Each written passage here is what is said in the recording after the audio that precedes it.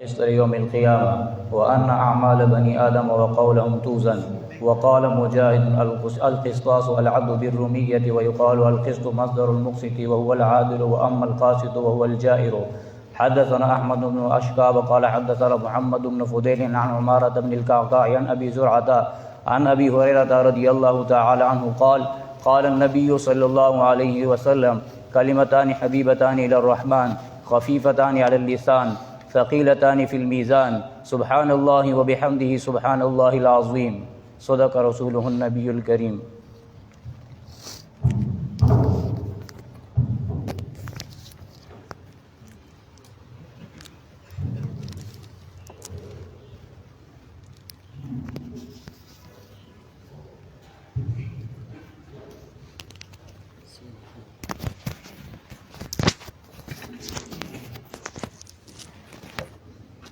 امام بخاری رحمہ اللہ تعالی ددی صحیح بخاری دا کتاب التوحید و کتب کے آخری کتاب دے. صحیح بخاری کی چسمرہ کتابوں عنوان کڑی دی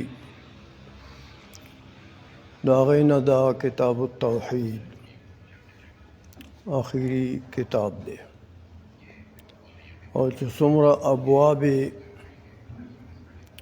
مقرر کڑی دی داغی ابواب دا آخری باب دے، یعنی دے کتاب التوحید آخری باب دے. دا حضرت امام بخاری رحمہ اللہ تعالی اول خطاسو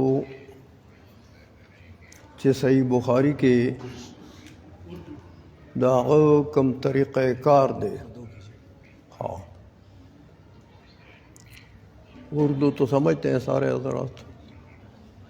جی یہ دمشق سے بھی علماء شریک ہیں اس میں درس میں. اس شمس العارفین صاحب کے شاگرد اور دوست ہیں دمشق سے، پاکستانی علماء ہیں، اور یو کے والے بھی اس میں حاضر ہیں. اچھا، تو حضرت امام بخاری رحمہ اللہ تعالی کا اس کتاب میں جو طریقہ کار ہے اس کو سمجھنا ضروری ہے. تو حضرت امام بخاری رحمہ اللہ تعالی باب لکھ کر اس کے تحت ایک عنوان مقرر کرتے ہیں جس کو ہم ترجمۃ الباب کہتے ہیں. یعنی اس باب میں جو ترجمۃ الباب ہوتا ہے وہ ایک مسئلہ شرعیہ ہوتا ہے. کبھی مسئلہ اعتقادیات کا ہوتا ہے، کبھی فروع اور فقہی مسئلہ ہوتا ہے. چونکہ دین اصول و فروع پر مبنی ہے، اصول علم کلام ہے، فروع جو ہے وہ فقہ ہے.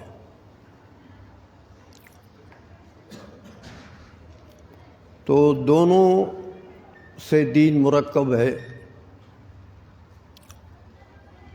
اسی لیے حضرت امام بخاری رحمہ اللہ تعالی ترجمۃ الباب میں کبھی تو علم کلام کا مسئلہ، عقائد کا مسئلہ ذکر کرتے ہیں، کبھی فقہی مسئلہ ذکر کرتے ہیں.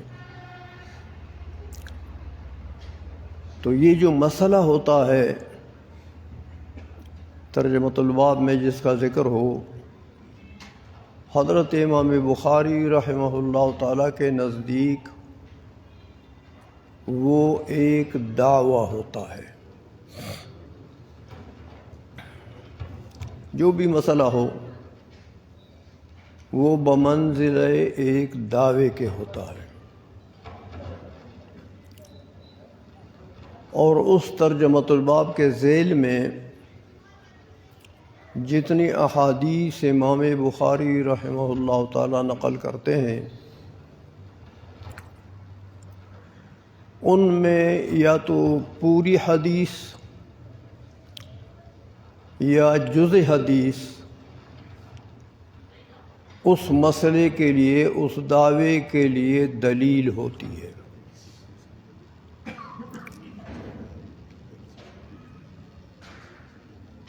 تو گویا کہ مسئلہ یعنی وہ دعویٰ مدلل ہو جاتا ہے۔ ابھی دلیل تو شریعت میں چونکہ سب سے بڑی دلیل قرآن کریم، تو کبھی قرآن کریم کے کسی آیت سے اگر مناسب مسئلے کے ہو تو آیت سے استدلال کرتے ہیں، آیت مناسب نہ ملے تو پھر احادیث جو ذیل میں نقل کرتے ہیں ان میں کبھی پوری حدیث اور کبھی حدیث کی جز وہ دلیل ہوتی ہے اس مسئلے کے لیے جس کو ترجمۃ الباب میں ذکر کیا ہے۔ اور کبھی ایسا ہوتا ہے کہ ترجمۃ الباب میں اگر امام بخاری کو ایسی آیت ملتی ہے یا ایسی حدیث ملتی ہے جس میں وہ مسئلہ جس کو ترجمۃ الباب بنانا چاہتے ہیں امام بخاری، جس میں وہ مسئلے کا ذکر ہو، تو عین اس آیت کو ترجمۃ الباب بنا لیتے ہیں، یا عین اس حدیث کو ترجمۃ الباب بنا لیتے ہیں۔ تو اگر آیت ملی تو اس آیت کو ترجمۃ الباب بناتے ہیں، اس کا مطلب یہ ہوتا ہے کہ گویا کہ ترجمۃ الباب میں مسئلہ کا بھی ذکر ہوا اس آیت میں، اور وہی آیت اس مسئلے کے لیے دلیل بھی ہے۔ تو ترجمۃ الباب میں گویا کہ دو چیزوں کا ذکر ہو گیا، دعویٰ اور دلیل دونوں کا۔ یہاں آج جو آپ جس باب کو پڑھ رہے ہیں یہاں بھی ایسا ہی ہے۔ اصل میں امام بخاری رحمہ اللہ تعالی بتانا یہ چاہتے ہیں، اس باب میں ترجمۃ الباب یہ رکھنا چاہتے ہیں کہ وہ خود بعد میں ذکر کرتے ہیں کہ وہ ان اعمال بنی آدم وقولہم یوزن، ترجمۃ الباب یہ ہے کہ بنی آدم کے اعمال و اقوال، ان کا عمل اور ان کی باتیں، یہ سب چیزیں تولی جائیں گی۔ ترجمۃ الباب یہ ہے کہ وزن ہے، والوزن یومئذ الحق، قیامت کے دن وزن اعمال و اقوال یہ حق ہے، ثابت ہے۔ تو اس ترجمۃ الباب وزن اعمال سے مطابق ان کو آیت ملی، اسی آیت کو ترجمۃ الباب بنا دیا کہ وَنَضَعُ الْمَوَازِينَ الْقِسْطَ لِيَوْمِ الْقِيَامَةِ۔ تو گویا کہ یہ آیت دعویٰ بھی ہے اور آیت دلیل بھی ہوتی ہے، تو اس دعوے کے لیے یہ آیت خود دلیل بھی ہے۔ اب آپ نے اندازہ لگا لیا ہوگا کہ حضرت امام بخاری رحمہ اللہ تعالی مسئلہ ذکر کرتے ہیں اس کو دعویٰ بناتے ہیں، ذیل کی احادیث کو دلیل بناتے ہیں۔ تو گویا کہ اس صحیح بخاری میں امام بخاری رحمہ اللہ تعالیٰ نے ہم اور آپ کو ایک مدلل دین دے دیا ہے، دین مدلل کر کے۔ اب کوئی سوال کرے کسی مسئلے پر کہ بھئی یہ مسئلہ تو امام اعظم نے اجتہاد کیا، استنباط کیا فقہ میں، یہ ٹھیک نہیں ہے، تو آپ بخاری نکالیں، بخاری نکالیں، بخاری میں وہ مسئلہ نکالیں تو آپ کو احادیث سے مدلل مسئلہ ملے گا۔ اس لیے امام بخاری کی یہ کتاب یہ بہت اہمیت رکھنے والی کتاب ہے، اس لیے عرب و عجم کے علماء نے امام بخاری کی اس کتاب کو بڑی اہمیت دی ہے کہ اس میں دین مع الدلائل موجود ہے، مدلل دین صحیح بخاری میں امام بخاری نے پیش کیا ہے۔ تو یہ معمولی کام نہیں ہے، بہت بڑا کام ہے، اس لیے امام بخاری کے 16 سال لگے ہیں اس کتاب کے تصنیف پر۔ اور پھر تراجم کے لیے مسائل کہ کس مسئلے کو باب کا ترجمۃ الباب بنانا ہے۔ تراجم لکھنے کے لیے حضرت امام بخاری رحمہ اللہ تعالی مدینہ منورہ گئے، ریاض الجنہ میں اس صحیح بخاری کتاب کے تراجم کو لکھ دیا وہاں پر۔ برکت بھی ایسی ہے، اور تراجم کی خصوصی اہمیت ہے، امام بخاری کے تراجم کی خصوصی اہمیت ہے۔ اللہ نے وہ برکت دی ہے کہ محدثین فرماتے ہیں کہ فقہ البخاری فی تراجمہ، امام بخاری کی فقاہت اگر آپ نے معلوم کرنے ہیں تو امام بخاری کے صحیح بخاری کے تراجم کو دیکھیں۔ تراجم میں فقاہت بخاری ظاہر ہو رہی ہے کہ یہ کس درجے کا فقیہ آدمی ہے۔ اس لیے بڑے اسفار کیے ہیں، وہ میں نہیں جاتا ہوں، اساتذہ نے آپ کو بتایا ہوگا، اور بڑی زحمتیں اور بڑی تکالیف برداشت کی ہیں علماء کے ہاتھوں بھی، اس زمانے کے علماء کے ہاتھوں بھی، اور کچھ اسفار کی صعوبتیں بھی، لیکن حضرت امام بخاری سے اللہ جل مجدہ نے بڑا کام لیا۔ ویسے اور کتابیں بھی ہیں امام بخاری کی، لیکن یہ کتاب امام بخاری کی تصنیفات میں کیا کہ محدثین کے تمام تصنیفات میں یہ یکتا کتاب ہے۔ بہت سے محدثین نے کتابیں لکھی ہیں، لیکن اس کتاب کے پائے کی کتاب محدثین کی کتابوں میں نہیں ہے، اس لیے بڑی اہم کتاب ہے یہ۔ تو اب چونکہ امام بخاری نے یہاں ترجمۃ الباب بنا لیا وَنَضَعُ الْمَوَازِينَ الْقِسْطَ لِيَوْمِ الْقِيَامَةِ، ہم نصب کریں گے موازین، اللہ فرماتا ہے نصب کریں گے، لگائیں گے ترازو، بہت سے ترازو، موازین جمع ہے، آپ جانتے ہیں میزان کی، بہت سے ترازو لگائیں گے۔ ترازو کیسے ہوں گے؟ القسط،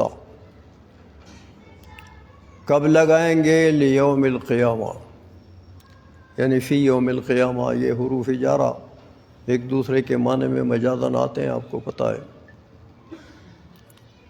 اور دوسری جگہ بھی یہ قرآن کریم میں آیا کہ اللہ جل مجدہ لا یجلیہا لوقتہا الا ہو، وہ لام بھی بمعنی فی ہے۔ تو پہلے اس ترجمۃ الباب پر تھوڑا سا کلام کرتے ہیں کہ اللہ جل مجدہ نے فرمایا موازین نصب کریں گے. اس جمع کے صیغے کو دیکھ کر بہت سے محدثین یہ فرماتے ہیں کہ ترازو ایک نہیں ہوگا، کثیر ہوں گے. قیامت کے دن کتنے کثیر ہوں گے؟ تو بعضوں نے یہ قول کیا کہ ہر مکلف کے اعمال کے ہر نوع کے لیے علیحدہ میزان ہوگا. اب ایک مکلف کے اعمال کے تو کئی انواع ہو سکتے ہیں، کئی اقسام ہو سکتی ہیں، تو ہر قسم کے لیے ایک قول یہ ہے کہ ہر قسم کے تولنے کے لیے جدا میزان ہوگا. دوسرا قول یہ ہے کہ ایسا تو نہیں ہے. دوسرے محدثین کا قول یہ ہے کہ ہر مکلف کے اعمال و اقوال کے تولنے کے لیے جدا میزان ہوگا. پھر بھی کثیر ہو گئے، جمع کا اطلاق ٹھیک ہے. محققین محدثین آئے، انہوں نے کہا نہیں، میزان تو ایک ہے، لیکن میزان چونکہ بہت عظیم میزان ہے، اس لیے عظمت شان کے لیے موازین جمع کا صیغہ آیا. تعظیم کے لیے، تفخیم کے لیے جمع کا صیغہ آیا. اور میزان چونکہ بہت عظیم ہے،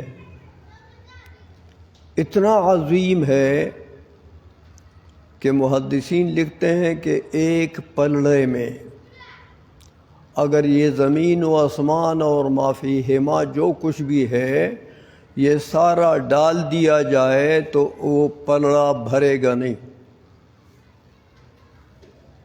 اب آپ اندازہ لگائیں کہ کتنا بڑا ایک پلڑا اتنا ہے، دوسرا پلڑا بھی اتنا ہے، تو میزان کتنا بڑا ہو گیا. تو اس تعظیم شان کی وضاحت کے لیے موازین جمع کا اطلاق کر دیا ہے ایک.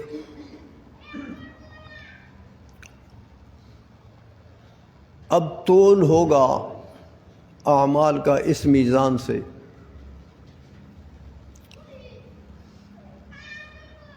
فرشتوں نے اللہ جل مجدہ کے حضور عرض کیا کہ مولا یہ اتنے بڑے میزان سے کیا چیز تولیں گے آپ؟ اللہ جل مجدہ نے فرمایا میں جن بندوں کے اعمال و اقوال چاہوں، میری مخلوق ہے، میں تولوں گا ان کو.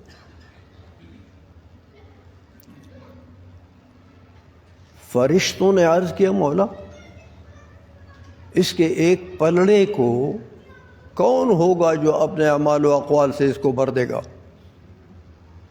اتنا بڑا پلڑا.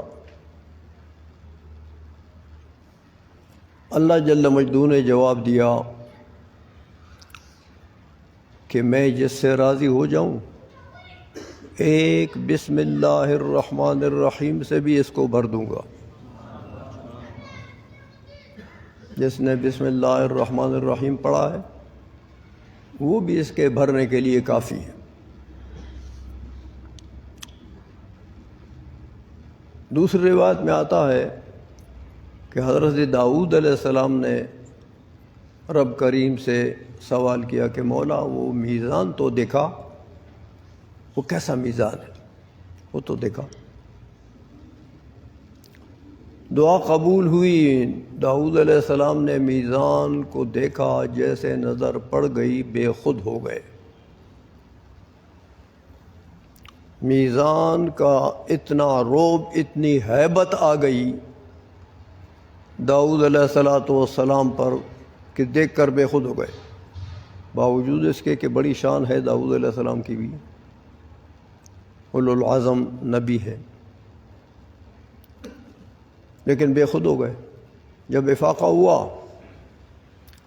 پھر پوچھا مولا اتنے بڑے میزان سے آپ کیا تولیں گے؟ اللہ جل مجدہ نے فرمایا کہ اس میزان سے میں اپنے بندوں کے اعمال و اقوال تولوں گا۔ فرمایا کون ہوگا ایسا جو اس پلڑے کو بھر دے؟ اللہ جل مجدہ نے فرمایا کہ دیکھو میں جس سے راضی ہو جاؤں ایک کھجور کے صدقے کے اجر سے بھی اس کو بھر دوں گا۔ یہ تو اللہ کا کرم ہے کہ کرم نوازی ہو جائے تو پھر بیڑا پار ہو جائے، لیکن قہار الجبار بھی ہے، ان بطش ربک لشدید بھی ہے۔ اس بطش سے اللہ جل مجدہ ہم سب کو بچائے۔ یہ تو میزان کی بات ہے۔ آپ حضرات کو پتہ ہے کہ الموازین موصوف ہے اور القسط اس کے لیے صفت ہے، تو اعتراض تو طالب علم کرے گا کہ بھائی یہ تو جمع ہے موصوف اور قسط مفرد ہے، توافق نہیں ہے بین الجمع و صفت کے درمیان۔ تو اس کا جواب محدثین دیتے ہیں کہ قسط مصدر ہے اور مصادر اسماء اجناس ہوتے ہیں، اور اسماء اجناس قلیل و کثیر سب پر اطلاق ہوتا ہے۔ لہذا الموازین القسط، المیزانان قسط، المیزان قسط، لہذا مصدر کے جمع کرنے کی ضرورت نہیں ہوتی ہے، وہ مفرد ہوتے بھی ہوئے بھی جمع کے افراد کو متضمن ہوتا ہے۔ اس لیے مصدر جب ہو صفت ہو تو چاہے موصوف کوئی چیز بھی ہو، مفرد ہو یا تثنیہ ہو یا جمع ہو، وہ ایک مصدر اس کے لیے صفت بن سکتا ہے۔ لیوم القیامہ یعنی فی یوم القیامہ۔ تو مطلب یہ ہوا کہ اللہ فرماتا ہے کہ وَنَضَعُ الْمَوَازِينَ الْقِسْطَ، قسط بمعنی عدل آگے آ رہا ہے۔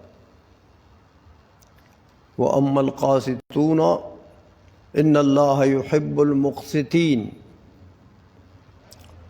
قسط سے قاسط بھی ہے اور قسط سے مقسط بھی ہے، جب باب افعال پر چڑھائیں گے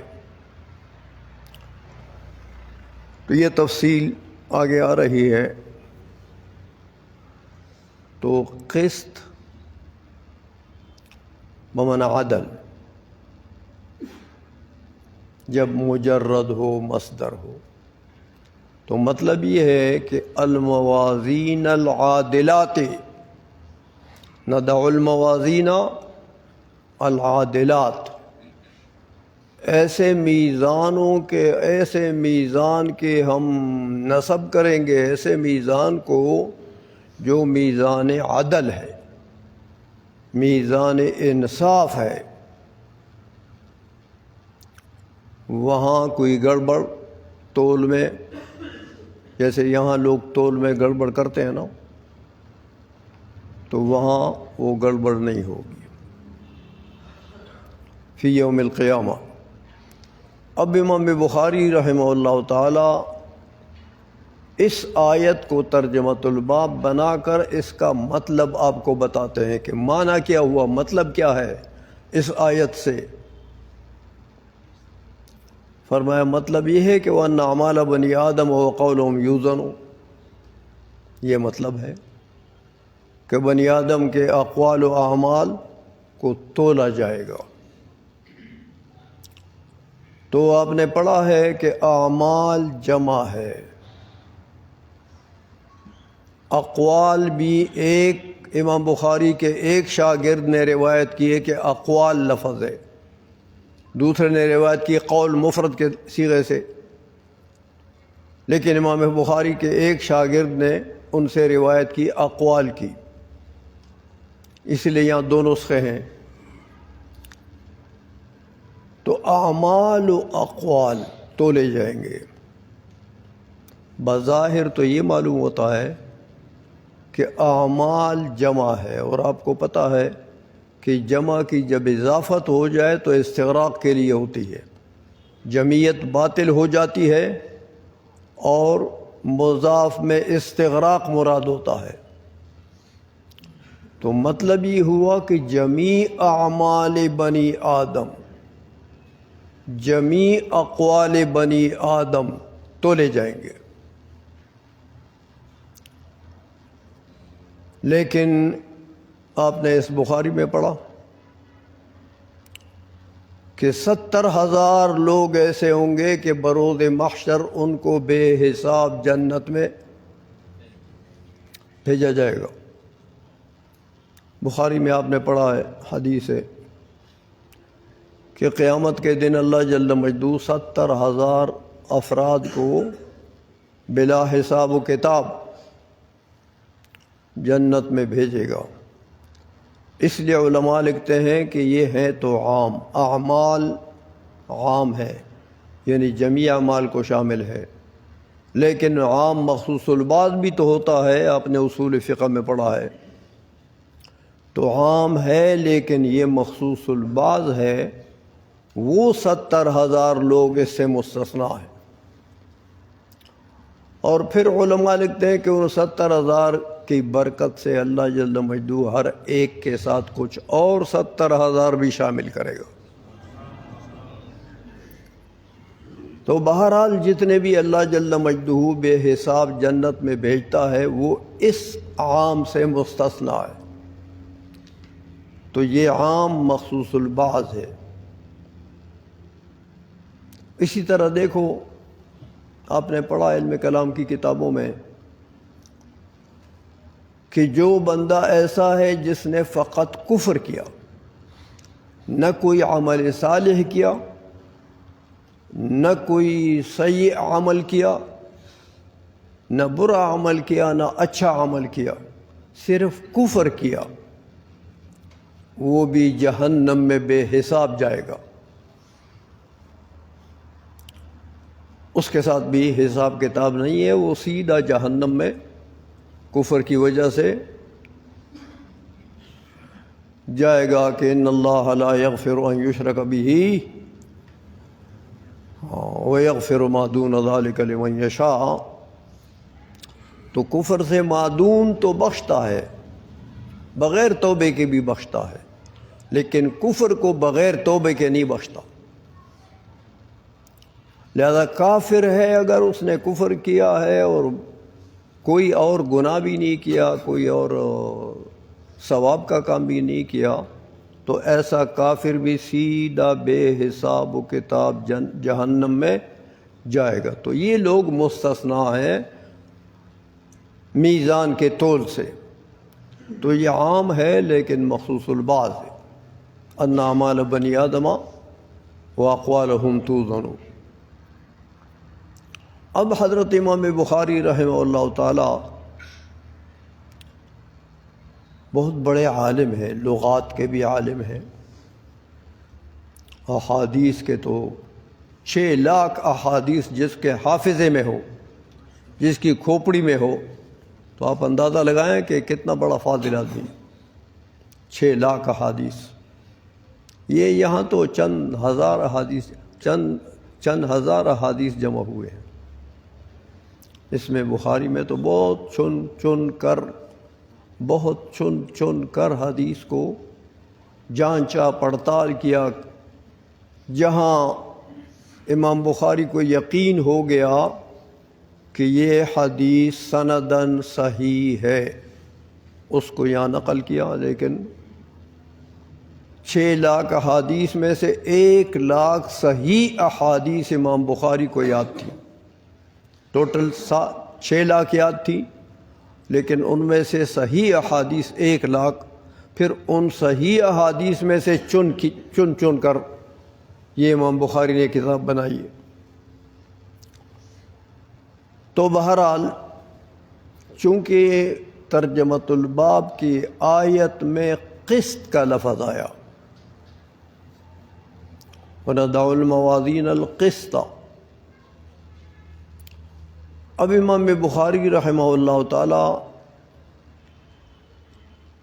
کی کتاب میں ترجمۃ الباب میں آیت میں اگر کوئی لفظ آ جائے، اسی مادے کا لفظ اگر قرآن کریم میں دوسری جگہ آیا ہے، اس کی بھی امام بخاری پھر وضاحت کرتے ہیں۔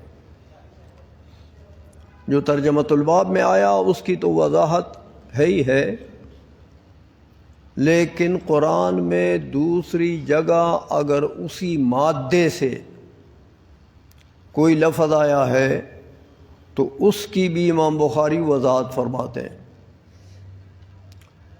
جیسے وَزِنُوا بِالْقِسْطَاسِ الْمُسْتَقِيمِ، تو قسطاس لفظ کا مادہ قسط ہے۔ اب قسط کے مادے سے قسطاس بھی آیا ہے، قسطاس بھی ضبط دو اس میں، تو اس لفظ کی بھی وضاحت فرماتے ہیں۔ لیکن حضرت مجاہد جو مفسر قرآن ہے اور ترجمان القرآن کے شاگرد ہیں، جلیل القدر مفسر قرآن ہے، ان کا قول نقل کرتے ہیں کہ قسطاس کا معنی پھر کیا ہوگا؟ قسط کے مادے سے جو قسطاس آیا ہے اس کا معنی کیا ہوگا؟ تو فرماتے ہیں وقال مجاہد القسطاس العدل بالرومیت۔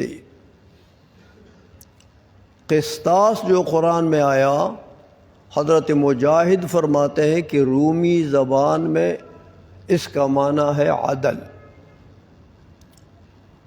رومی زبان میں اس کا معنی ہے عدل۔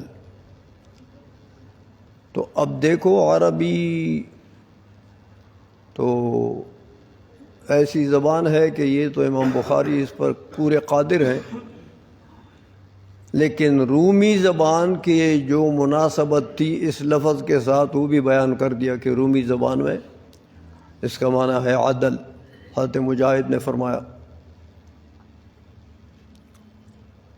اب اس پر ایک اعتراض تو طالب علم کریں گے کہ بھائی قرآن نے تو خود کہا، اللہ نے فرمایا کہ اِنَّا أَنزَلْنَاهُ قُرْآنًا عَرَبِيًّا، تو یہ رومی لفظ کدھر سے آ گیا؟ یہ تو قرآن کے عربی ہونے کا منافی ہے۔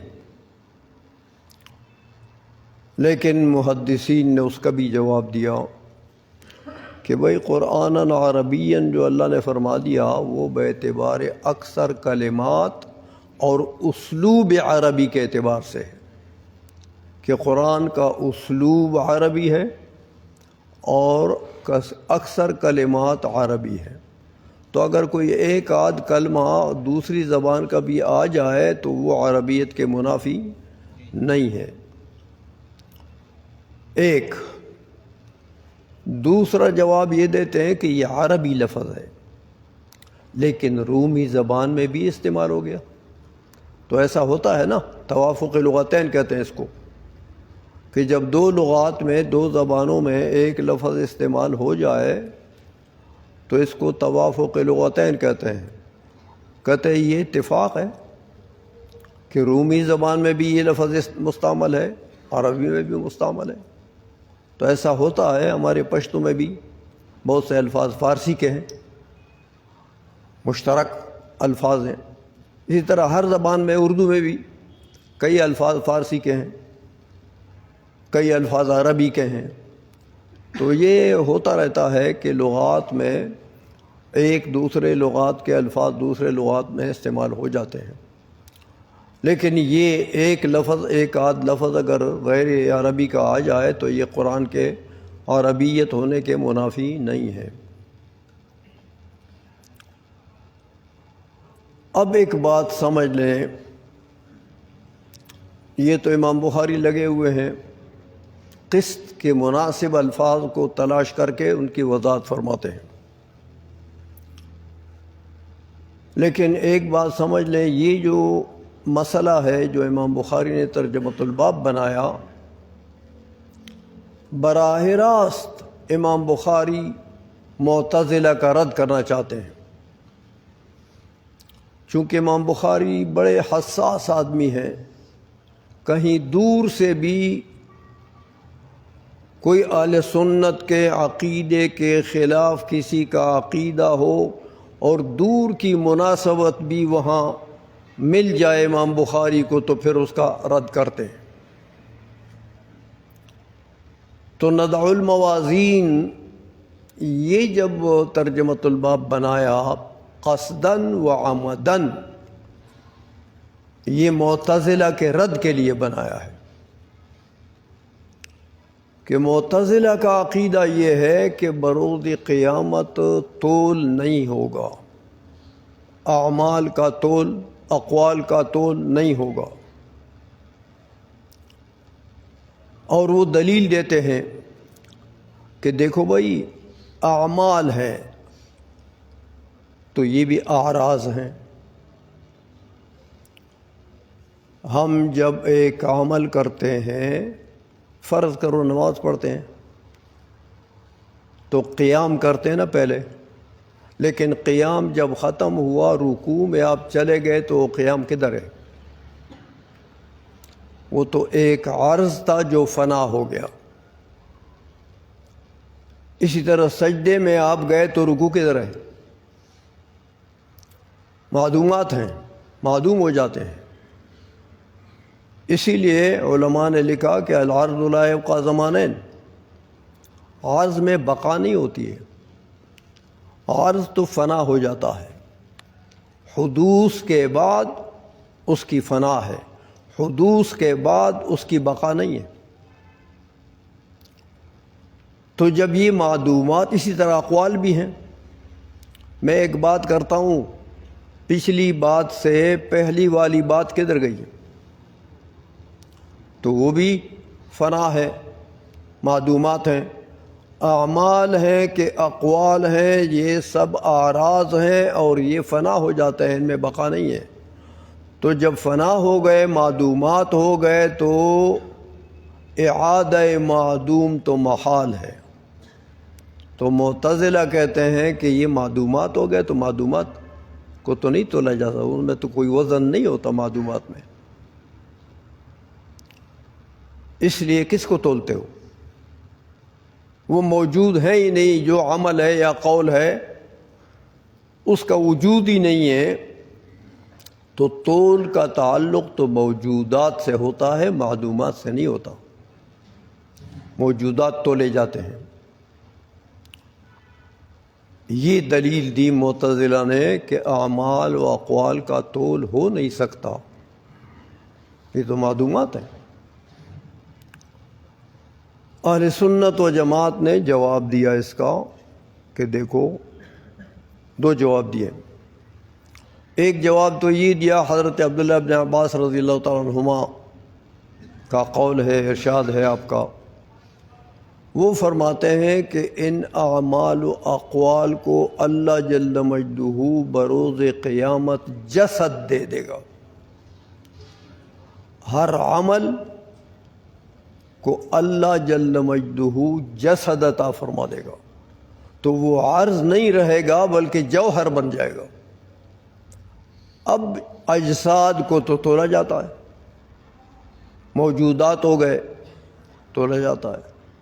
اور یہ جو تم کہتے ہو کہ معدومات جو ہیں اعادہ معدوم محال ہے، یہ تمہارے نزدیک ہے، یہ عقلی بات ہے. اللہ جل مجدہ کے لیے کوئی محال چیز نہیں ہے. اللہ نے ہمیں عدم سے موجود نہیں کیا، جسد نہیں دیا ہمیں. کیا تھے ہم؟ کان اللہ لم یکن معہ شیء، اللہ تھا بس، کوئی اور شے تو تھی نہیں. تو معدوم کو موجود کرنا تو شان ہے اس کی. اس لیے قیامت کے دن آپ ان کو معدومات کہیں، لیکن حضرت عبداللہ ابن عباس فرماتے ہیں کہ یہ اللہ جل مجدہ ان کو جسد دے دے گا، ہر عمل کو، ہر قول کو جسد دے دے گا. تو اجساد کو تولا جائے گا، موجودات کو تولا جائے گا. یہ سارے از قبیل موجودات ہو جائیں گے. ایک قول۔ دوسرا قول یہ ہے کہ کتب اعمال تولے جائیں گے۔ یہ جو فرشتے بیٹھے ہوئے ہیں اور ہر فرشتہ ایک ہمارے اعمال و اقوال کی فہرست بنا رہا ہے، تو یہ کتابیں تیار ہو رہی ہیں۔ یہ کتابیں جو فرشتوں نے بنائی ہے، عمل نامے، ان کو تولا جائے گا۔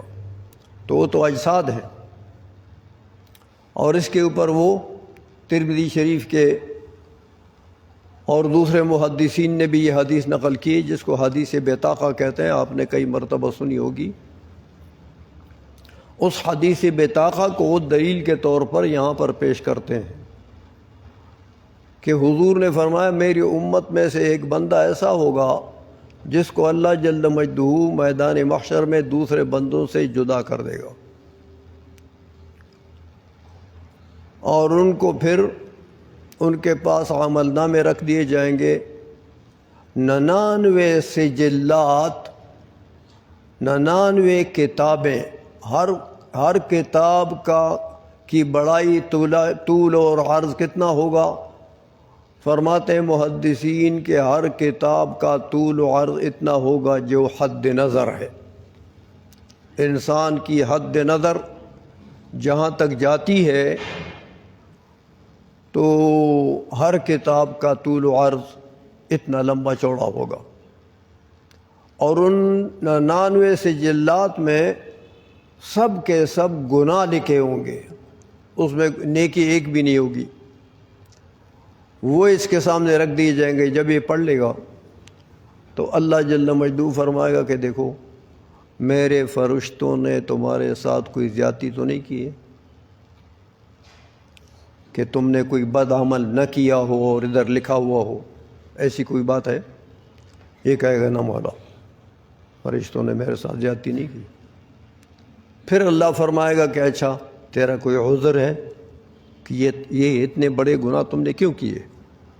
کوئی عذر ہے؟ یہ عرض کرے گا نہ مولا میرا عذر بھی کوئی نہیں۔ اللہ فرمائے گا کہ اچھا تیری ایک نیکی بھی میرے پاس ہے۔ وہ نیکی فرشتوں کو حکم ہوگا وہ بطاقہ لے آؤ، ایک کاغذ کا اتنا سا ٹکڑا بطاقہ، وہ لے آؤ۔ فرشتوں کو حکم ہوگا یہ نیکیوں کے پلڑے میں یہ بطاقہ ڈال دو، اور وہ سجلات 99 بدیوں کے پلڑے میں وہ ڈال دو، اور اس کو اللہ حکم کرے گا کہ جاؤ یہ دیکھو اپنے تول کو دیکھو۔ یہ کہے گا مولا وہ اتنا سارا بطاقہ اور 99 سجلات، ان میں کیا مناسبت ہے، میں کیا دیکھوں؟ اللہ فرمائے گا دیکھو تو صحیح۔ جب تول کرے گا ملک الموت تول پر مقرر ہوگا، جب تول ہوگا وہ ایک بطاقہ بھاری پڑ جائے گا ان سجلات کے اوپر۔ اللہ فرمائے گا جاؤ جنت میں۔ حضرت آدم علیہ السلام کھڑے ہوں گے جب اعمال کا تول ہوگا۔ بہرحال یہ اہل سنت کی دلیل ہے کہ بطاقے کا تول ہو گیا، پتہ لگ گیا کہ کتابوں کا تول ہوگا جس میں نیک اعمال یا بد اعمال لکھے ہوئے ہیں، ان کا تول ہوگا۔ لہذا معتزلہ کی جو بات ہے کہ بھائی یہ تو معدومات ہیں اور یہ تو اعراض ہیں اور ان کا تول تو نہیں ہو سکتا، یہ بات غلط ہے۔ تول ہوگا، اور تول کے دلائل یہ ہے، یعنی میں نے مختصر سے بتا دیا آپ کو۔ تو وقال مجاہد القسطاس العدل بالرومیت۔ اب امام بخاری رحمہ اللہ تعالی قسط سے متعلق، چونکہ قسط آیا ہے ترجمۃ الباب میں، تو قسط کا جو مادہ ہے یہ بتانا چاہتے ہیں آپ کو کہ مادہ تو کبھی ایک ہوتا ہے لیکن باب اگر بدل جائے تو بھی معنی بدل جاتا ہے. اس لیے بتانا چاہتے ہیں کہ وہ یقال القسط مصدر المقسط. ایک قول یہ ہے، امام بخاری فرماتے ہیں کہ قسط یہ مصدر ہے مقسط کا. اب آپ جانتے ہیں کہ یہ بات تو اگر ظاہر پر ڈال دی جائے تو یہ تو بات غلط ہے. قسط تو مقسط کا مصدر نہیں ہے، مقسط کا تو اپنا مصدر ہے اقساط باب افعال سے. تو قسط تو مجرد ہے، تو مزید کے لیے مجرد تو مصدر نہیں ہوتا، ہر باب کے لیے اپنا مصدر ہے. لیکن ایسا کرتے ہیں مصنفین کہ کبھی طلباء کے ذہن کی آزمائش کے لیے اشکال عبارت میں چھوڑ دیتے ہیں. اشکال ہوتا ہے، لیکن طلباء کے ذہن کو آزمانے کے لیے کہ یہ طالب علم بھی کچھ سمجھتا ہے کہ نہیں سمجھتا، اس اشکال کو یہ خود حل کرے گا کہ نہیں کرے گا. وہ پشتو میں کہتے ہیں نا کہ دا بوری زویا سخو بویا کنا، سخو کوا کنا. تو اس لیے ذہن طالب علم کے ذہن کو آزمانے کے لیے کہ یہ کتنا سمجھدار ہے، آیا اس اشکال کو حل کر سکتا ہے کہ نہیں کر سکتا. تو یہاں پر یہ اشکال چھوڑ گئے امام بخاری کہ القسط مصدر المقسط. اس پر جو سوال ہوتا ہے کہ مقسط کے لیے تو مصدر قسط نہیں ہے، وہ تو اقساط ہے. ہاں، لیکن محدثین نے پھر اس کا حل کر دیا. ہاں دیکھو اشکال تو ہے نا کہ القسط مصدر المقسط، بظاہر تو یہ بات ٹھیک نہیں ہے، لیکن محدثین نے حل کر دیا کہ اصل بات یہ کہ القسط مصدر المقسط بحذف الزوائد.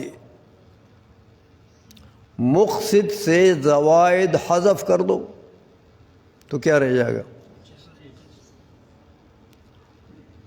سمجھائیے.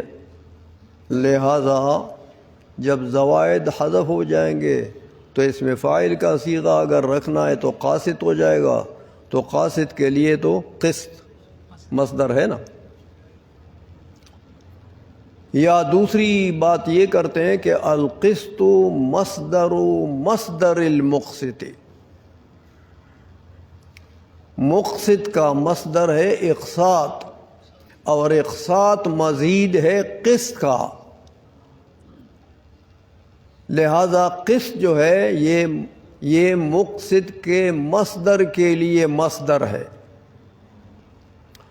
یہ جوابات دیتے ہیں. خیر، اب بات بتاتے ہیں کہ دیکھو مادہ ایک ہوگا، لیکن اگر باب بدل جائے تو معنی بدل جاتا ہے. کہتے ہیں مقسط کا معنی کیا ہوگا، اور قسط مجرد سے اگر اس میں فاعل مشتق ہو جائے تو پھر معنی کیا ہوگا. اسی لیے فرماتے ہیں کہ المقسط هو العادل. مقسط بمعنی عادل. ان اللہ یحب المقسطین. جو عادل لوگ ہیں اللہ ان سے محبت کرتا ہے. لیکن اگر اس میں فاعل کا صیغہ آپ قسط سے مجرد سے بنائیں گے تو قاسط ہو جائے گا. تو کہتے ہیں وَأَمَّا الْقَاسِطُ فَهُوَ الْجَائِرُ. قاسط بمعنی ظالم. وَأَمَّا الْقَاسِطُونَ فَكَانُوا لِجَهَنَّمَ حَطَبًا. قاسطون ظالمین وہ جہنم کا ایندھن ہے، قرآن نے کہہ دیا. اس لیے اب دیکھیں صرف باب تبدیل ہو گیا. قاسط مجرد، مقسط باب افعال مزید،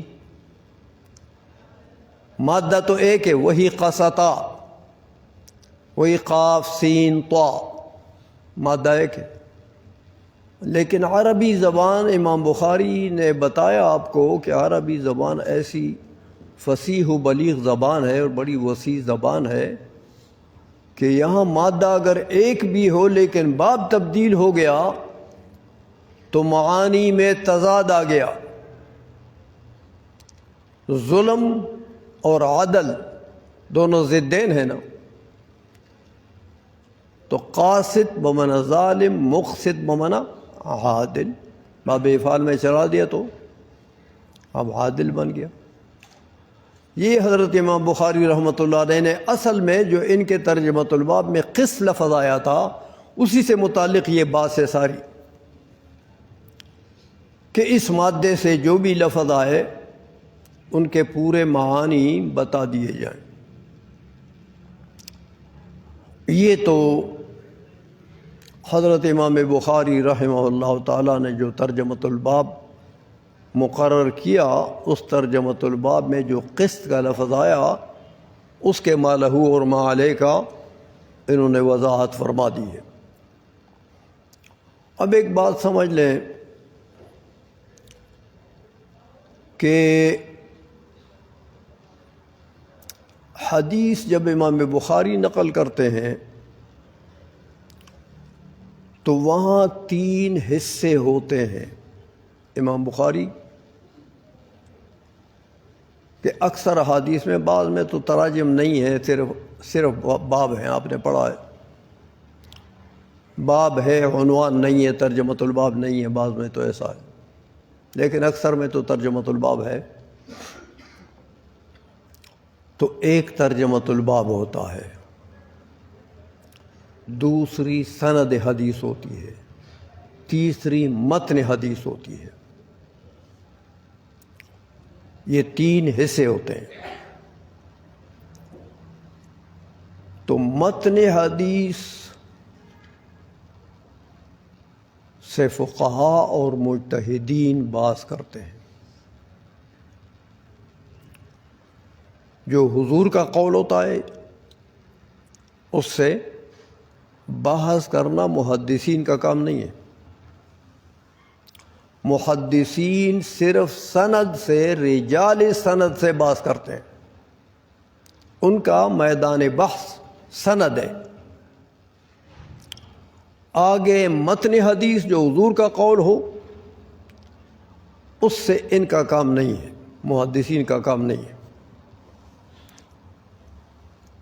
وہاں پر فقہاء ہیں، مجتہدین ہیں، وہ متن حدیث سے بحث کرتے ہیں، یعنی متن حدیث سے مسائل کا استنباط، استخراج، اجتہاد، یہ ان کا کام ہے۔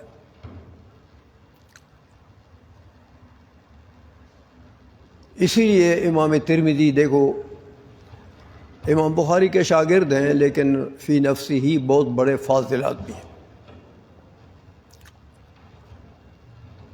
ترمذی کی خصوصیات ہیں، امام ترمذی ایک تو اعلم بمذاہب العلماء ہے۔ ترمذی شریف آپ نے پڑھی ہوگی، جہاں ہر حدیث کے ساتھ وہ مذاہب علماء بتاتے ہیں کہ اس حدیث سے کس امام نے کس مسئلے پر استدلال کیا ہے، یہ امام ترمذی کا کام ہے۔ جیسے علامہ طحاوی ہیں، ان کے متعلق بھی علماء لکھتے ہیں کہ وہ اعلم بمذاہب العلماء ہے۔ ایک یہ کام ہے۔ تو امام ترمذی دوسرا جرح و تعدیل کا وہ بہت بڑا فاضل آدمی ہے امام ترمذی۔ یہ 2 فن یہ امام ترمذی کی خصوصیات میں سے ہے۔ تو وہ امام ترمذی لکھتے ہیں ایک جگہ کہ الفقہاء اعلم بمعانی الحدیث، فقہاء اور مجتہدین جو ہیں وہ متن حدیث پر علم زیادہ رکھتے ہیں، سب سے زیادہ۔ تو یہ بحث متن حدیث مبحث ہے فقہاء اور مجتہدین کا۔ سند حدیث کو طریق الحدیث کہتے ہیں۔ فقہاء کے نزدیک سند رجال کی بس اتنی اہمیت کے ہے کہ وہ طریق الحدیث ہے۔ تو اصل مقصود جو ہے وہ حضور کا قول ہے۔ حدیث جس کو کہتے ہیں وہ حضور کا قول ہے، سند حدیث نہیں ہے۔ سند تو طریق الحدیث ہے کہ اس راستے سے آپ کو یہ متن مل گیا، یہ حدیث مل گئی ہے۔ لہذا یہ بات ایک سمجھ لیں کہ جہاں محدثین لکھتے ہیں کہ یہ حدیث ضعیف ہے، یا یہ حدیث صحیح ہے، یا یہ اصح ہے، یا یہ حسن ہے، وغیرہ وغیرہ جو مصطلحات ہیں حدیث کے فن کے، علم جرح تعدیل کے، تو یہ یاد رکھیں کہ حدیث کو ضعیف تو وہ کہتے ہیں، لیکن حضور کا قول ضعیف ہوتا ہے۔ اس لیے یہ ضعیف ہے، حسن ہے، صحیح ہے، اصح ہے، وغیرہ وغیرہ، یہ حدیث کے لیے صفت بحال ہی نہیں ہوتا۔ یہ متن حدیث کے لیے صفت بحال متعلق ہی ہے، یعنی یہ سند حدیث کی صفات ہیں۔ اصل میں بحال ہی صفات یہ سند حدیث کی ہیں، اور متن کے لیے بحال متعلق ہی صفت بنتی ہے، بذات صفت متن کے نہیں ہے۔ یہ دوسری بات یہ ہے کہ متن حدیث مقصودی چیز ہے، سند حدیث مقصودی چیز نہیں ہے۔ روایات میں تو وہ جو غیر مقصودی چیز ہے صرف اتنا اس کا تعلق ہے کہ بھئی یہ متن حدیث کا یہ متن ہمیں اس طریقے سے پہنچی ہے، تو آیا اس کے رجال میں کوئی ضعیف بندہ ہے، کوئی متہم بالکذب ہے، کوئی ضعیف الحافظہ ہے؟ یہ جرح و تعدیل کے جو اصطلاحات ہیں ان کا تعلق ہے بالذات سند حدیث سے۔ تو جرح و تعدیل یہ فن ہے پورا اصول حدیث کا، اس کا تعلق ہوتا ہے سند حدیث سے۔ اور آپ جو یہ فقہاء کے فتاوی جات دیکھتے ہیں، دیکھو امام اعظم رحمۃ اللہ علیہ نے مسائل کا استخراج کیا، کہاں سے کیا؟ متون حدیث سے، یا قرآن سے، یا متن حدیث سے۔ امام محمد نے ظاہر الروایت کی 6 کتابیں لکھی ہیں، وہ سارا کا سارا کیا ہے؟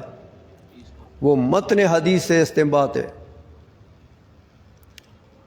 اسی طرح دیگر فقہاء نے جتنی فقہ کی کتابیں لکھی ہیں سب کی سب کیا ہیں؟ انبار جو لگا ہوا ہے ہمارے پاس فتاوی جات کا، یہ سب فقہاء نے بحث کی ہے، فقہاء نے مجتہدین نے استنباط کیا متون حدیث سے، سند حدیث سے نہیں۔ تو یہ فرق ہے دونوں میں کہ وہاں سے دین مستنبط ہے، وہ دین ہے، حدیث یعنی متن حدیث دین ہے، اور اس دین کے ملنے کا یہ راستہ ہے۔ یہ جو رجال ہیں، سند ہے، یہ طریق الحدیث ہے۔ اب ہم متن حدیث کی طرف جاتے ہیں۔ سند کی حیثیت میں نے آپ کو بتا دی ہے، یہ اس کی حیثیت ہے۔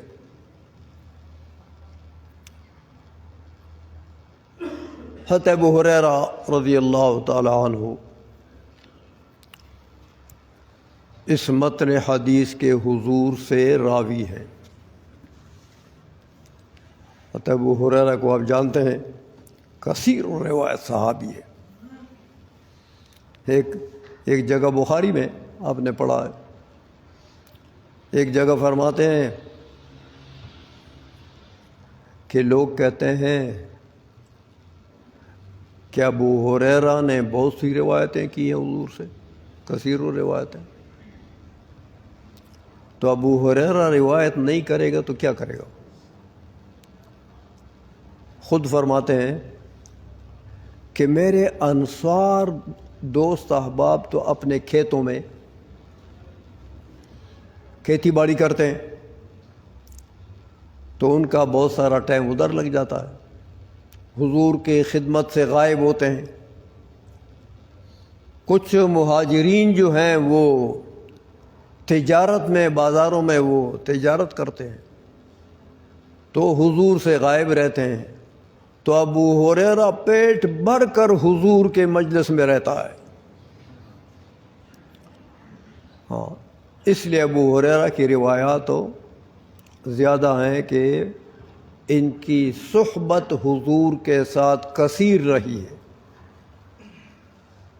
تو روایات بھی انہوں نے سیکھی ہے، پھر حضور جو بیان فرماتے تھے وہ یاد کرتے تھے، اور ایک موقع پر شکایت کرتے کہ یا رسول اللہ میرا حافظہ خراب ہو گیا، یاد نہیں ہوتا۔ حضور نے فرمایا چادر بچھاؤ، حضرت ابو ہریرہ نے چادر بچھائی، حضور نے ایسا چلو میں ایک چیز اٹھائی، نہیں نظر آ رہی تھی کیا چیز تھی، لیکن اٹھائی پھر رکھی، ابو ہریرہ کے چادر میں، پھر اٹھائی پھر رکھی۔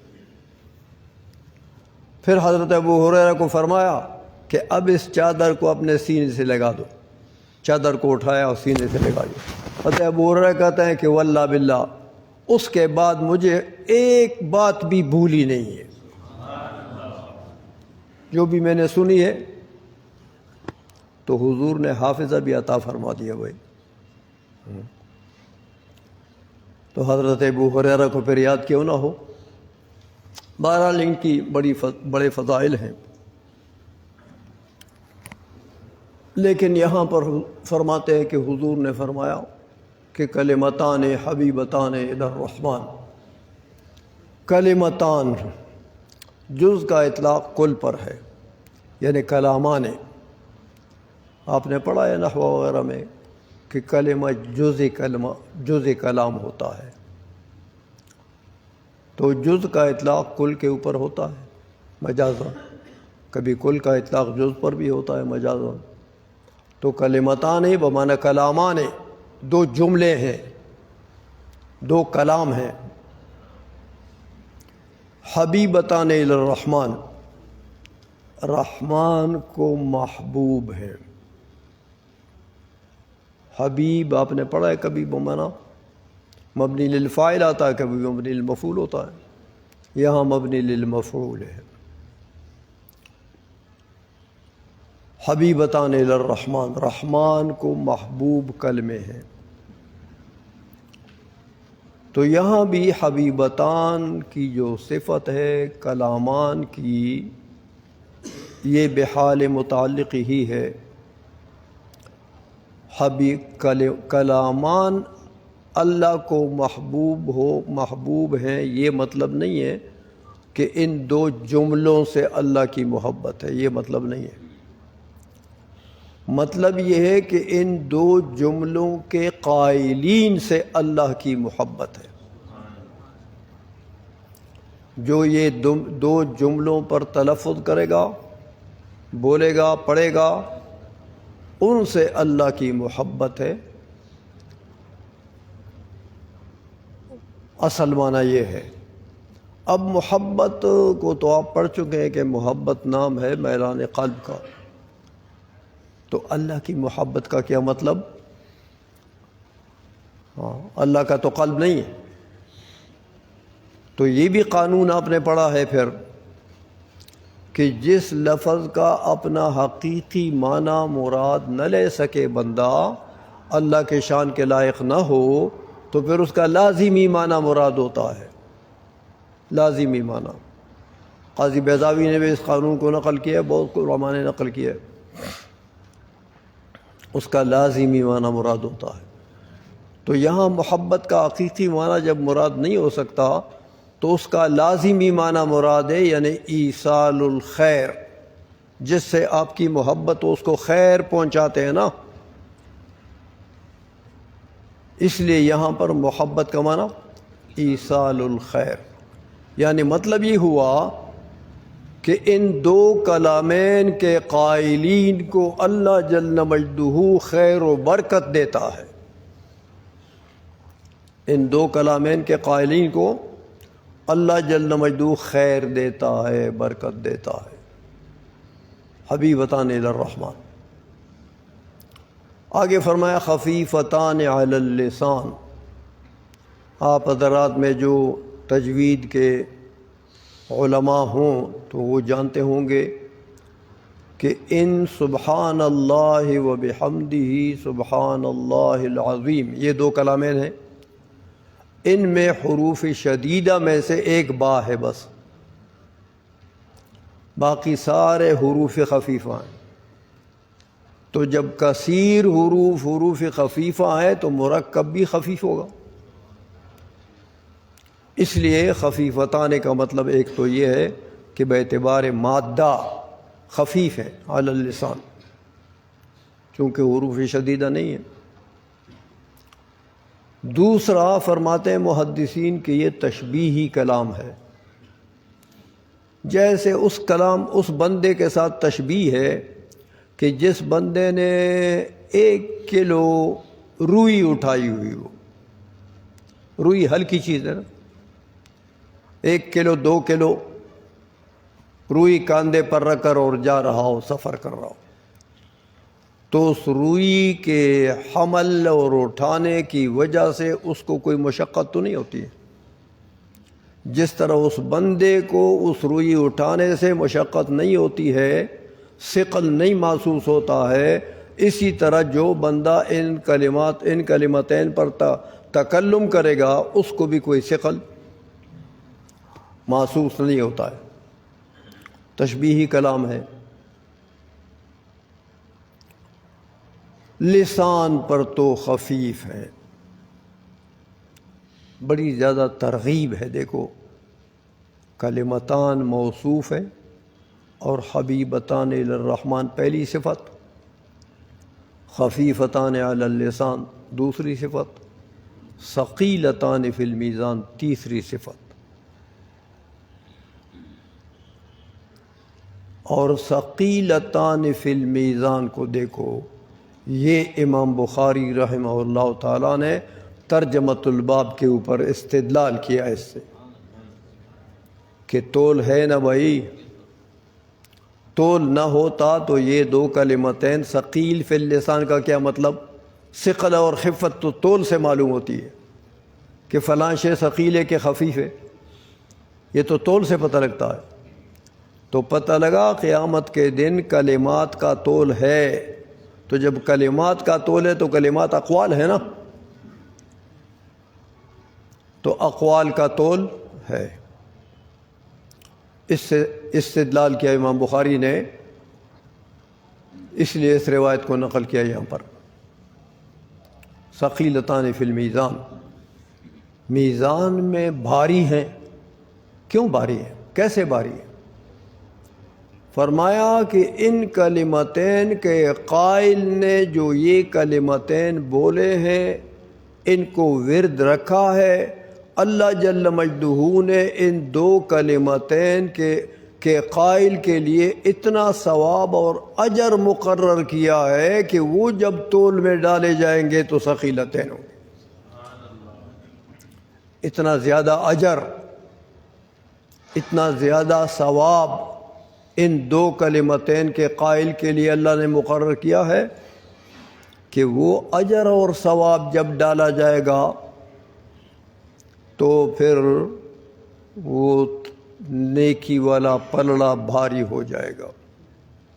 نیکی والا پلڑا ثقیلتان فی المیزان، یہ مطلب ہے کہ ان کے اجور اور ثواب بہت زیادہ، وہ ثقل پیدا کرے گا میزان میں. اب وہ دو کلامین وہ کون سے ہیں؟ فرمایا سبحان اللہ و بحمدہ سبحان اللہ العظیم، یہ دو ہیں. لیکن کلامین ہے اصل میں، یہ تو ابھی مصدر کو مضاف الی المفعول کر دیا نا، تو وہ تو مفرد بن گیا اضافی. تو اصل کلمہ ہے، اصل جملہ ہے اسبح اللہ سبحاناً، اسبح اللہ سبحاناً. اور یہ و بحمدہ جو ہے وہ حالیہ ہے، تو متلبساً بحمدہ، اسبح اللہ سبحاناً متلبساً بحمدہ.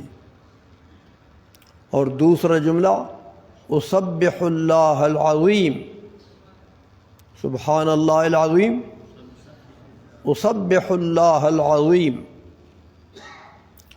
لیکن ایک تو اس کا ترجمہ سمجھیں. ترجمہ ایک تو یہ علماء کرتے ہیں کہ ان اسبح اللہ کہ میں تنزیہ کرتا ہوں اللہ کی، تو تنزیہ تو اللہ تو پہلے سے منزہ ہے، بندہ تو کیا تنزیہ کرے گا.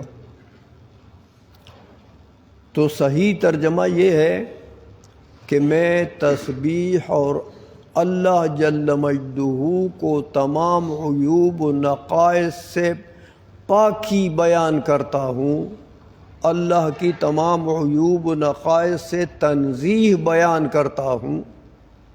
تو یہ صحیح ترجمہ ہے.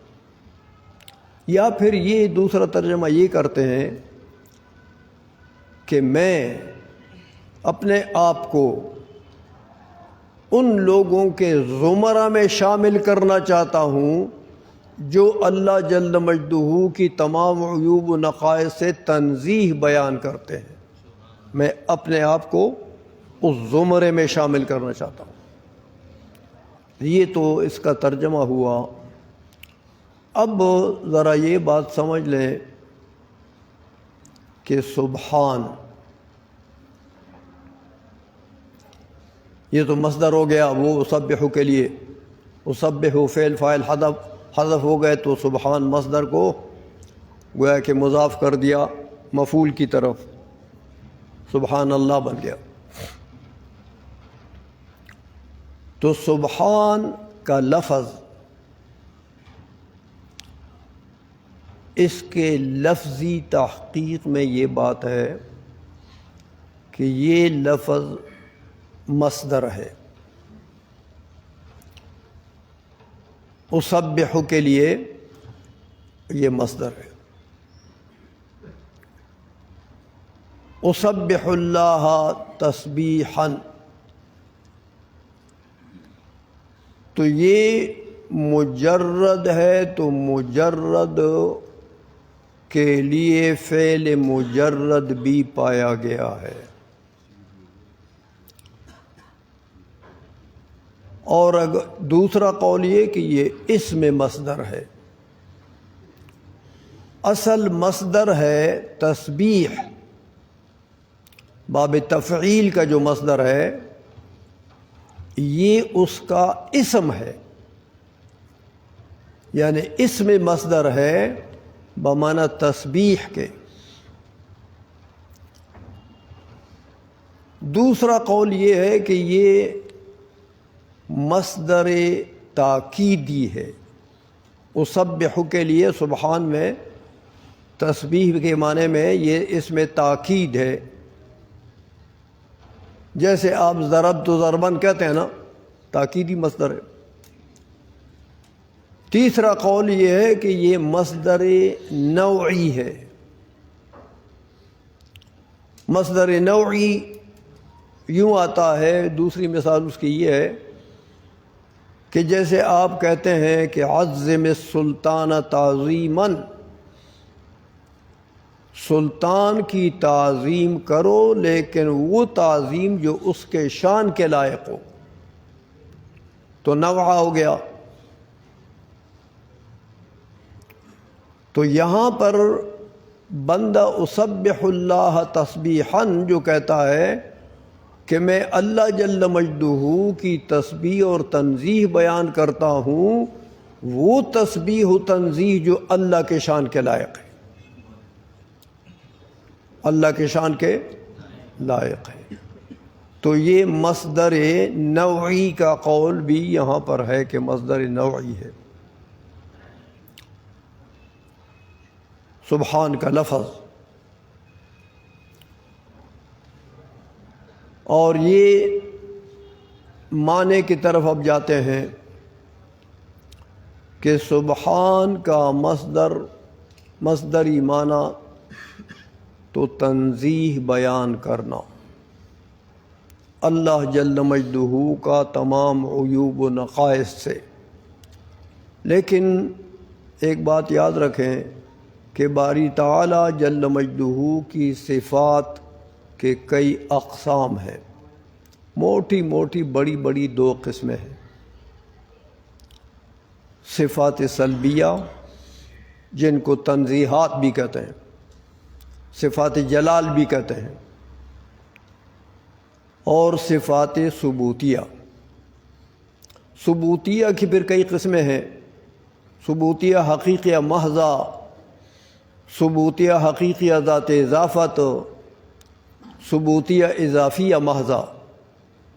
وہ ادھر نہیں جاتا ہوں، وہ ٹائم زیادہ لگ جائے گا، لیکن یہ دو تو سمجھیں، تنزیہات کو سمجھیں کہ سبحان سے اس کا تعلق ہے۔ صفات سلبیہ کہ باری تعالی جل مجدہ تمام عیوب و نقائص سے منزہ ہے، یعنی اللہ میں کوئی عیب نہیں ہے، کوئی عیب نہیں ہے۔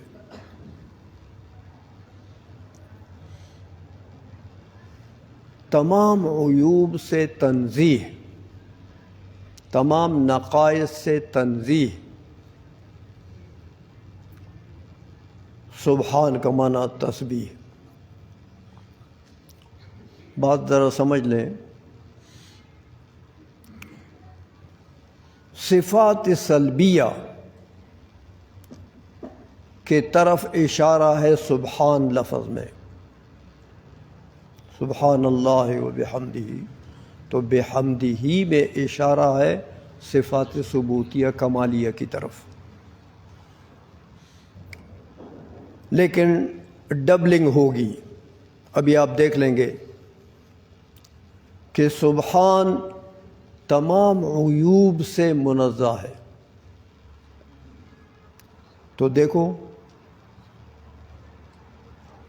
ہر عیب سے منزہ ہے، کھانے سے بھی منزہ ہے، پینے سے بھی منزہ ہے، چلنے پھرنے سے بھی، مکان سے، مکانیات سے، زمان سے، زمانیات سے، وغیرہ وغیرہ جتنے باری تعالیٰ کے لیے نقصانات بنتے ہیں۔ بعض چیزیں ہمارے لیے کمال ہیں لیکن باری تعالیٰ کے لیے نقصان ہے۔ ہمارے لیے کمال کیا ہے کہ خوب کھائیں ہم پیٹ بھر کے، تو ڈاکٹر کہتا ہے صحت اچھی ہے اس کی، لیکن باری تعالیٰ کے لیے کھانا عیب ہے۔ ہم تو محتاج ہیں کھانے کے، تو باری تعالیٰ کسی چیز کا محتاج نہیں ہے۔ اس لیے باری تعالیٰ جل مجدہ تمام غیر مناسب عیوب سے، نقائص سے، سب سے منزہ ہے، منزہ ہے۔ تو اب دیکھو ہر عیب کی نقیض تو ہوگی کہ نا، ہر عیب کی نقیض ہوگی۔ ہر شے کی نقیض ہوتا ہے، نقیض الشیء رفع۔ تو جب آپ نے عیب کا سلب کر دیا، اب اس کی نقیض جو کمال ہے اس کا ثبوت ہوگا۔ ورنہ ارتفاع عقیدین لازم آتا ہے. سمجھے ہو؟ جیسے آپ نے کہا جہل سے باری تعالیٰ منزہ ہے. باری تعالیٰ جاہل نہیں ہے نا، جہل عیب ہے. تو جہل کی نقیض کیا ہے؟ علم. تو علم خود بخود ثابت ہو گیا. جب جہل کی نفی کر دیا آپ نے تو اس کی نقیض ثابت ہو جائے گی. تو ہر عیب کا سلب مستلزم ہے اس کے نقیض کے ثبوت کو. سمجھے ہو؟ تو جتنے عیوب کا آپ سلب کرتے ہیں باری تعالیٰ سے، گویا کہ آپ نے اسی عیب کے نقیض کو ثابت کر دیا. لیکن فرق یہ ہوگا کہ سلب عیب صریح ہی ہوگا اور ثبوت کمال وہ لازمی ہوگا. دونوں میں یہ فرق ہوگا کہ ہر نقیض کو اس کا، ہر عیب کو اس کی نقیض لازم ہے. تو جب آپ نے ہر عیب سے باری تعالیٰ کو منزہ جانا تو مطلب یہ ہوا کہ آپ نے ہر کمال سے موصوف مان لیا اس کو. تو یہیں سے سبحان کے لفظ سے تمام صفات ثبوتیہ کا ثبوت بھی ہو گیا. ذو جہتین ہے، ایک صریحی ثبوت، دوسرا لزومی ثبوت، کہ ہر نقیض کے سلب کو ثبوت نقیض لازم ہے، ورنہ ارتفاع نقیض لازم ہوتا ہے. تو اس ایک سبحان کے لفظ سے گویا کہ باری تعالی جل مجدہ کا تمام عیوب سے منزہ ہونا بھی ثابت ہو گیا اور تمام کمالات سے موصوف ہونا بھی ثابت ہو گیا. سبحان. اور اسی طرح وہ بحمدہ جو ہے یہ میں نے آپ سے عرض کیا کہ صفات ثبوتیہ کی طرف اشارہ ہے. تو آپ پہلے تنزیہات کا ماننا ہم پر واجب ہے، یعنی ہم پر واجب یہ ہے کہ ہم اللہ جل مجدہ کو تمام عیوب اور نقائص سے پاک مان لیں. یہ ہمارا عقیدہ وجوبی ہے، یہ ہم پر واجب ہے کہ باری تعالیٰ کو تمام عیوب و نقائص سے منزہ مان لے. یہ عقیدہ ہے. اب بتاؤ، باری تعالیٰ جل مجدہ اور باری تعالیٰ کی صفات کمالیہ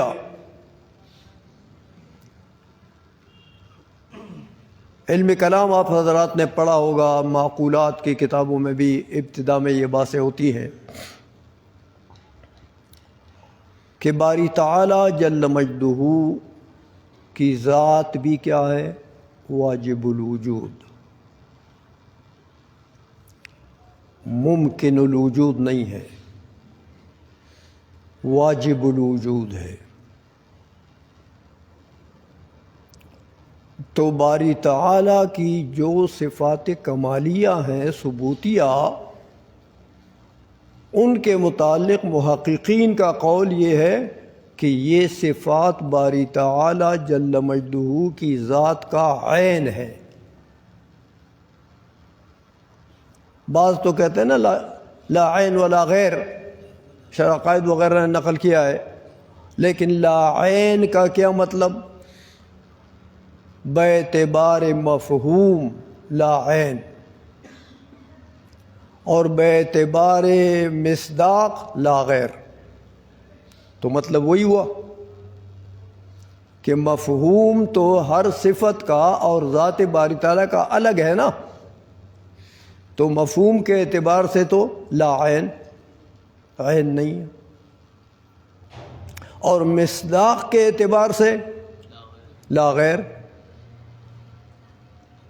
کیونکہ جب آپ باری تعالیٰ کے لیے کہیں گے کہ اللہ عالم، تو جس ذات پر اللہ صادق آ رہا ہے، جو اس میں ذات ہے اس کا، اسی پر عالم صادق آ رہا ہے، مصداق اور نہیں ہے، مصداق کے اعتبار سے عین ہے۔ تو بہرحال صفات باری تعالی عین ذات باری تعالی ہے، تو ذات باری تعالی تو واجب الوجود ہے نا، تو صفات بھی واجب الثبوت ہو گئے۔ باری تعالی کے لیے صفات ماننا واجب ہے، صفات کمالیہ ماننا واجب ہے، جیسے تنزیہ واجب ہے، جیسے کمالیہ صفات کا ماننا بھی واجب ہے۔ تو واجب تو دونوں ہیں، لیکن کس کو پہلے مانیں گے، کس کو آخر میں مانیں گے؟ تنزیہات کو پہلے مانو گے، اس لیے سبحان کا ذکر پہلے آیا، وبحمدہ کا ذکر بعد میں آیا۔ تنزیہات کو پہلے مانیں گے، باری تعالیٰ کو تمام عیوب سے منزہ پہلے مانیں گے، اور صفات کمالیہ بعد میں مانیں گے۔ اس لیے دیکھو یہ صوفیہ لوگ جو ہیں، ہاں صوفیہ، وہ کہتے ہیں بھائی تخلیہ پہلے ہوتا ہے اور تحلیہ بعد میں ہوتا ہے۔ لا الہ الا اللہ میں پہلے سلب ہے نا، بعد کے الا اللہ، بعد کے ثبوت دے، سمجھ آ رہی ہے؟ اس لیے تخلیہ تمام عیوب اور تمام نقائص سے پہلے ہے۔ تو تخلیہ کا معنی کیا؟ تمام عیوب سے تنزیہ ماننا ہم پر واجب ہے، ممکن نہیں ہے۔ آپ نے پڑھا ہے، جن لوگوں نے معقولات پڑھے ہیں وہ جانتے ہیں کہ امکان کس کا نام ہے؟ امکان عدم کا نام ہے۔ امکان عام ہے تو سلب ضرورت عن الجانب المخالف، پھر بھی سلب ہے، عدم ہے۔ امکان خاص ہے تو سلب ضرورت عن الجانبین، وجود و عدم دونوں سے سلب ضرورت۔ تو امکان عام ہو کہ امکان خاص ہو، یہ نام ہے سلب کا، عدم کا۔ اور آپ نے پڑھا ہوگا کہ عدم کیا چیز ہے؟ ظلمت۔ عدم کیا چیز ہے؟ ظلمت۔ اس کے مقابلے میں وجود کیا چیز ہے؟ نور۔ تو اللہ جل مجدہ امکان، کسی بھی جہت سے امکان باری تعالیٰ کی صفت نہیں ہے، کسی شے کی بھی، کیونکہ امکان خود عدم کا نام ہے، ظلمت ہے۔ تو باری تعالیٰ کا علم، باری تعالیٰ کے لیے ثبوت واجب، ممکن نہیں ہے۔ باری تعالیٰ کی قدرت کا ثبوت باری تعالیٰ کے لیے واجب، ممکن نہیں ہے کہ باری تعالیٰ کسی صورت میں بھی، کسی جہت سے بھی امکان سے موصوف نہیں ہو سکتا۔ یہ تو عدم ہے، یہ تو ظلمت ہے۔ تو جن لوگوں نے یہ لکھا کہ باری تعالیٰ کے لیے امکان کذب کا ہے، اب بتاؤ یہ امکان باری تعالیٰ کے لیے صفت بنا دیا کہ نہیں بنا دیا؟ ہاں، امکان کو باری تعالیٰ کے لیے صفت نہیں بنایا، اگرچہ کذب کا امکان ہے، لیکن امکان کو تو باری تعالیٰ کے لیے کیا بولتے ہیں کہ باری تعالیٰ کے لیے کذب ممکن ہے، یعنی باری تعالیٰ موصوف بامکان الکذب ہے، موصوف تو باری تعالیٰ کے لیے امکان صفت بن سکتا ہے؟ سب سے پہلی غلطی تو یہ ہے کہ امکان کو باری تعالیٰ کے لیے کسی بھی چیز کا امکان ہو۔ باری تعالیٰ کی صفات وجوب سے موصوف ہیں، امکان سے موصوف نہیں ہے۔ ممکن الثبوت باری تعالیٰ کے لیے کوئی یہ تو عیب ہے، امکان خود عیب ہے، خود عدم ہے، خود ظلمت ہے۔ اسی لیے کسی جہت سے بھی باری تعالیٰ موصوف بالامکان نہیں ہو سکتا، وجوب سے موصوف ہے۔ دیکھو باری تعالیٰ کا علم واجب الثبوت ہے باری تعالیٰ کے لیے، کہ باری تعالیٰ کی ذات کا عین ہے تو باری تعالیٰ کی ذات تو واجب الوجود ہے، تو علم بھی واجب الوجود۔ بات کو سمجھ گئے ہو؟ اس لیے یہ عقیدہ اچھا عقیدہ نہیں ہے کہ کذب یا کسی بھی عیب کو ممکن الثبوت مان لیا جائے باری تعالیٰ کے لیے۔